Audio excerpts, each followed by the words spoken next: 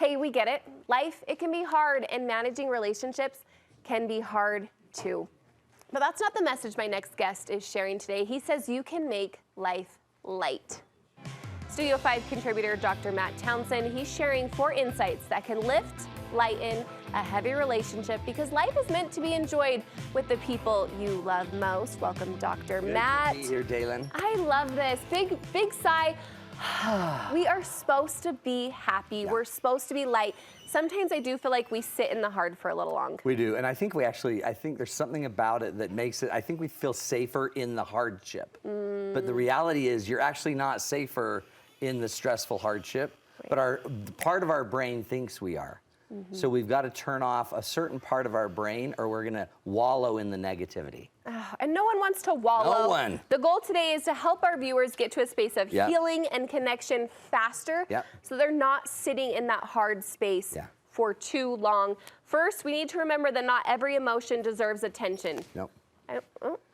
Tell me. I mean, emotions are there to kind of guide you. Right. And some of our emotions are not actually healthy for a relationship. Okay. Your emotion is supposed to save your life, but you don't live in a life that's constantly in jeopardy.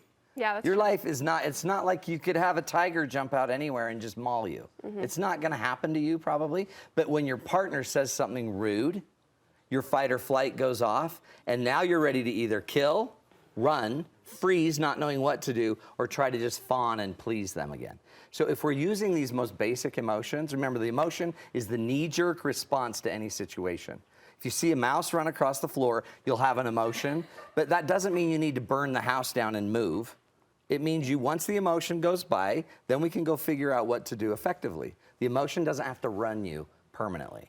So when I hear people say, well, but trust your emotion, trust your feeling, to a point, but also know what the feelings and emotions are. There's a difference between an emotion and a feeling. Did you know that? No. They're different things. The emotion's the knee-jerk reaction, fight-flight response that we immediately have, and the feeling is what happens after we think about it for 25 minutes. Really? Then we start creating a cognitive story around that emotion that becomes a conjured feeling.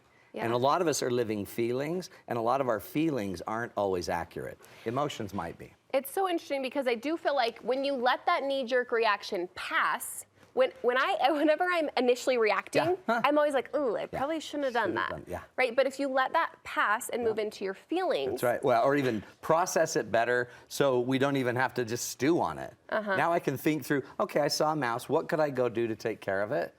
Then we could actually act instead of just feeling. Yeah, and I'm calling my husband to take care of it, yes. Right. What else can we do to help Second be rule. quicker in healing? Remember that the problems that we have with other people are really just exposing the weaknesses you have in yourself. If you're really uptight that your husband is always late and you cannot get over it and you've been married 20 years and he's still late, what is his deal? That is not his problem. He's obviously late, but what you might want to go do is figure out, why does that bother you?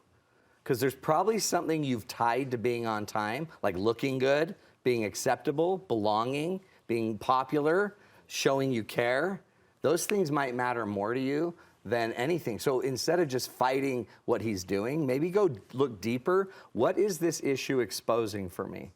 I have a lot of clients that I've wanted to leave my husband for 25 years and he just makes me so mad. I just never leave. And I'm like, well, why don't you ever leave? And then, well, I can't. I don't have a job. I'm not employable. I don't have, and they tell me everything they don't have. Yeah. And I wonder if they had all that stuff, would they have left? Would they have done it? So the problem may not be your partner. Yeah. The problem in the end might be you. And if you don't go heal yourself first, then fixing your partner won't ever solve your problem deep down. Because if it's not your husband being late, it'll be your kids. And if it's not your kids, it'll be your mother-in-law. Right, and off we go. Your next point is one that you're so good at. It's bringing the humor. This is my favorite. This is the only way I've learned to dodge hard things in life. And I've got a great tool for everybody. Tell us. In a marriage, we always think there's just 2 people. Yeah. But there's really, I think, like 6, 10. Wow. We all have different personalities. We all have issues. So I like to bring in the other people. So when for example, it's never happened, but if I left a cupboard open in my house, my wife and I decided, let's just say that we have a roommate that lives with us that is kind of messed up and never closes the cupboards. Yeah. And we've named that guy, by the way, Kike. Oh. So Kike is his name, Okay. and my wife has a friend that lives with this name, LaFonda. And LaFonda does certain things, and Kike does, supposed to do certain things. So when I forgot to plug in the crock pot after she reminded me 3 times, and I left, guess who did it? Kike. It was Kike. Yeah. And when my wife got home, she could write me a text and say, hey, I noticed that Kike didn't plug the the crock pot in, and I just wanted to see if you could talk to him Yeah. for me. And I'm like, I'm on it. I'll talk to that guy. What an idiot. This is so great that because cool? it's also putting this off, so it's Yeah. not on you too. It doesn't right. feel like you're being attacked. You don't have to react, but you get the message. Yes. You get the message, and it really set me off today because I had 5 more things to do. So can you try to get Kike to pull his head out? Oh. Just I stuff like love- that. So we talk about these other people, and what's cool about it is we're communicating our need, Yeah. and we're also laughing about it, and it resets us, Yeah. and we can just laugh. Yeah. And man, those Kike, he's everywhere. He is He makes the really, dumbest. yeah. He almost got me in an accident yesterday. Oh, It bless was his horrible. heart. Bless his Kike. heart. Finally, we're Yeah. lightening our relationships by turning into the spiritual. Yeah. So one of my favorite lessons I think about relationships is that the number one practice for spirituality is going to be your relationships. The number one way you get, I think, closer to your higher power or God is in your most important relationships. And if we're all pretending to be religious, or if we're all pretending to like be more enlightened, then live it in your relationship, right? The most important things in like spirituality would be like meekness, humility, service, compassion, patience, long suffering. Each one of those words are essential in your marriage. Oh, but And I so, love that. Isn't it weird that it might be that the reason we are creating family units and marriages is so that we have an actual day-to-day practice? That's the place you learn spirituality.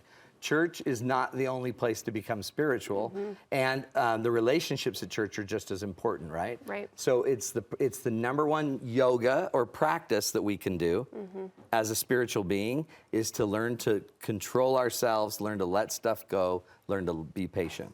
Spirituality is practice at home. Oof. In your love, in your life. I love that one. it's So awesome. good. We can also learn about this kind of stuff in Becoming One. Yes, my favorite thing we're doing is it's a group coaching program. So it's affordable, it's super affordable. It's like literally what would cost one date night a month. Yeah. And you get to have calls with me every week. You can ask any questions to me. We have an archive of about 50, 60 different calls that I've already done, an hour long. So that's 60 hours of that, plus other workshops. All my date nights we repost in this Becoming One program. Just go to matttownsend.com, sign up for Becoming One, and we'll start helping you learn to walk through the struggles of your marriage. Oh, so good. Thanks, Awesome. Matt. Thank you.